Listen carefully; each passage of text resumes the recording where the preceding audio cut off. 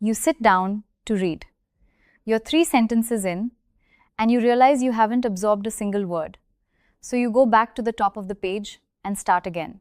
And somewhere around that same spot, your hand moves. Not your thoughts, your hand. It's already reaching for your phone before any part of you actually decided to pick it up.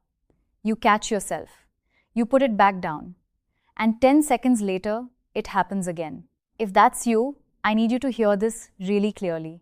It is not a willpower problem. And it's not that you've somehow gotten worse at reading. Something much more specific is happening. And it happens inside a tiny window of time that most people never even notice. By the end of this video, you're going to be able to feel the exact moment your brain decides to check your phone. And I promise you, it happens way earlier than you think. Actually, let's not just talk about it. Let's catch it happening, live, while you watch this. If you're new here, welcome. On this channel, we talk a lot about nervous system regulation, dopamine, your attention span, and how to live a more intentional life. I also have a free nervous system regulation guide. The link is in the description below. And once you grab it, you'll be added to my weekly newsletter called Aligned, which is basically these conversations landing in your inbox once a week. Okay? Let's catch your brain in the act. Here's what I want you to do. For the rest of this video, just notice one thing. Notice the first moment you feel the pull. The pull to check your phone, or open a new tab, or just look away from the screen. Don't fight it, don't judge it, just notice it. Because that pull is the entire thing we're going to take apart today. And honestly, I'd bet that for some of you, it's already happened once since you started watching. That's not a flaw in you. That's the most normal thing in the world right now. But I want to show you exactly what's underneath it. So let's start with the real reason you can't get through one page. Because here's the twist. The page isn't the problem. The problem is the gap. Here's what I mean. When you read, your eyes hit the end of a line. And there's this tiny pause before the next idea fully lands. A microsecond of nothing. A little gap. And it's the same gap that shows up everywhere else. When you're waiting for the kettle. When the elevator doors are closing. When a video takes 2 seconds to load. Those tiny, empty, in-between moments. For most of human history, those gaps were just gaps. Your mind drifted, wandered, came back. But now, your brain has learned that every single one of those gaps can be filled instantly with something more stimulating. And it has learned this so well that it now treats the gap itself as a signal. A little alarm that says, "Fill me." There's an amazing book by Nicholas Carr called The Shallows, What the Internet is Doing to Our Brains. And the wild part is, he wrote it back in 2010, before TikTok, before any of this. Even then, he described sitting down to read and feeling his concentration drift after just a page or two. He said the deep reading that used to feel effortless had quietly become a struggle. That was 2010. Just sit with where we are now. So let's go back to that little gap in the middle of the page. Watch what actually happens inside it. The moment your attention dips, even slightly, a feeling shows up. A kind of restlessness. An itch. And I used to think that itch was boredom. That the book just wasn't interesting enough to hold me. But here's the part that genuinely changed how I see all of this. That itch isn't really about the book at all. It's anticipation. In her book, Dopamine Nation, Dr. Anna Lemke describes how our reward system gets recalibrated by constant stimulation. And one of the most important things she explains is that the dopamine hit isn't actually in the scroll itself. It's in the anticipation of it. That, ooh, what might be waiting for me feeling before you've even picked the phone up. That's the hit. So your phone doesn't even have to buzz. The gap appears, your brain whispers there might be something better, one tap away, and that whisper is the reward. The reaching is just you chasing it. And once I understood that, a harder question showed up. If the itch isn't really about the book, then what is it actually about? Here's where it gets a little more honest. A lot of the time, we're not reaching for our phones because the page is boring. We're reaching for them because of what shows up in the quiet. When you sit with one page, in silence, your mind starts doing something it's been desperate to do all day. It starts to process. The thing you said in that meeting, the message you haven't answered, the low background hum of everything you're quietly carrying, and that can feel uncomfortable. So the phone becomes the escape hatch. Not from the book, from yourself.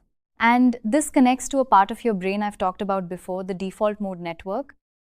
It's the network that comes online when you're not actively doing anything. Staring out a window, reading slowly, walking with nothing in your ears.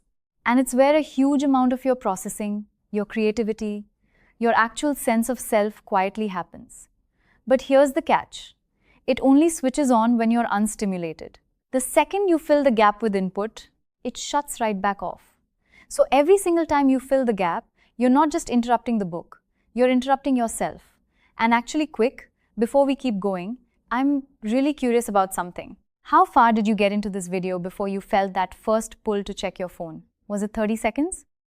2 minutes? Are you feeling it right now? Tell me in the comments, honestly. I read them, and I think you're going to be surprised how many people write the exact same number as you. Okay, so we've talked about the gap and the itch and what we're really escaping. But there's one more thing about that gap, and it's the part that completely flips how you'll see all of this. Let me show you. Here's the thing almost nobody tells you. You didn't lose your attention span. That's the part that always gets framed wrong. You didn't lose anything. You trained something. Just not the thing you wanted. Every single time you hit a gap and filled it, you were practicing. You were laying down a tiny path in your brain that says, gap means reach. And you've run that drill thousands of times a day for years. So of course it's automatic now. You're not broken. You're highly, beautifully trained in exactly the wrong direction. And here's why that actually matters. Your brain is built to change based on what you repeat. That's neuroplasticity. It's the same reason you can learn a language or a new skill at any age. Your brain physically reshapes around what you practice. Which means anything you trained, you can retrain. The same way you built the gap means reach path, you can build a gap means stay path. Cal Newport, who wrote the book Deep Work, talks about focus almost like a muscle, something that weakens when you never use it and strengthens when you do. It's not a fixed trait you either have or you don't. It's a skill. And like any skill, it rebuilds with reps. So that one page you can't get through right now, that's not proof that you failed. That's the gym. That page is literally the rep. So if you want the smallest possible place to start, here it is. And I really mean small. You don't need a digital detox. You don't need to throw your phone in a lake. You don't need to read for an hour. You just need to do one thing. When you hit the gap, when you feel that itch rise up in the middle of the page, don't reach. Just stay. For 3 seconds. Let the gap be a gap. That's it. You're not trying to win the whole war.